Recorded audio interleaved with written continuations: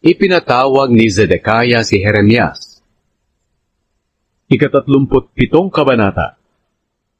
Si Zedekiah na anak ni Josiah ay ginawang hari ng Huda ni Haring Nebukadnesar ng Babylonia. Siya ang ipinalit kay Jehoiakim na anak ni Jehoiakim. Pero si Zedekiah at ang mga pinuno niya, pati ang mga taong pinamamahalaan nila, ay hindi rin nakinig sa mensahe ng Panginoon sa pamamagitan ni Jeremias.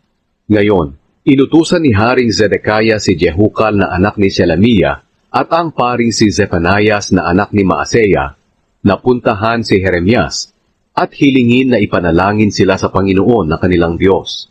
Nang panahong iyon, hindi pa nabibilanggo si Jeremias, kaya malaya pa siyang pumunta kahit saan. Nang araw ding iyon, sumasalakay ang mga taga-Babylonia sa Jerusalem, pero nang marinig nilang dumarating ang mga sundalo ng Faraon, tumigil sila sa pagsalakay sa Jerusalem. Pagkatapos sinabi ng Panginoon, ang Diyos ng Israel kay Jeremias, sabihin mo kay Haring Zedekiah ng Huda na nag-utos para magtanong sa iyo kung ano ang sinabi kong mangyayari. Dumating ang mga sundalo ng Faraon para tulungan ka, pero babalik sila sa Ehipto. Pagkatapos, muling babalik ang mga taga-Babylonia sa lungsod na ito. Sasakupin nila ito at pagkatapos ay susunugin. Ito pa ang sinabi ng Panginoon. Huwag ninyong dayain ang inyong sarili sa pag-aakalang hindi na babalik ang mga taga-Babylonia, sapagkat tiyak na babalik sila.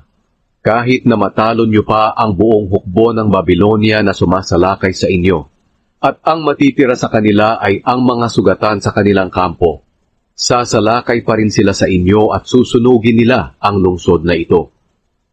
Ikinulong si Jeremias. Nang tumakas ang mga sundalo ng Babylonia mula sa Jerusalem dahil sa hukbo ng Faraon, umalis si Jeremias sa Jerusalem at pumunta sa lupain ni Benjamin para kunin ang bahagi ng lupain niya na ipinamahagi sa kanyang pamilya. Pero nang dumating siya sa pintuang bayan ng Benjamin, hinuli siya ng kapitan ng mga gwardya na si Iriah, na anak ni Shelemiah at apo ni Hananiah. Sinabi sa kanya ng kapitan, kakampi ka ng mga taga-Babylonia. Sumagot si Jeremias, hindi totoo yan.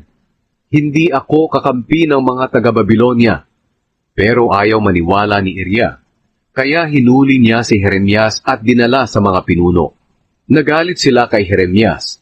Ipinapalo nila siya at ipinakulong doon sa bahay ni Jonathan na kalihim. Ang bahay na ito ay ginawa nilang bilangguan. Ipinasok nila si Jeremias sa isang selda sa ilalim ng lupa at nanatili siya roon ng matagal. Kinalaunan, ipinakuha ni Haring Zedekiah si Jeremias at dinala sa palasyo.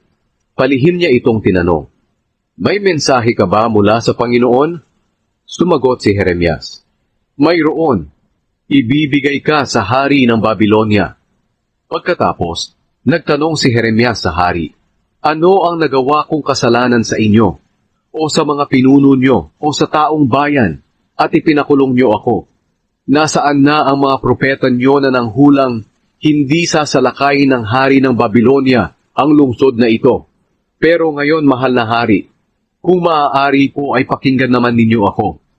Nakikiusap ako na huwag nyo na po akong ibalik doon sa bahay ni Jonathan na kalihim dahil mamamatay ako roon.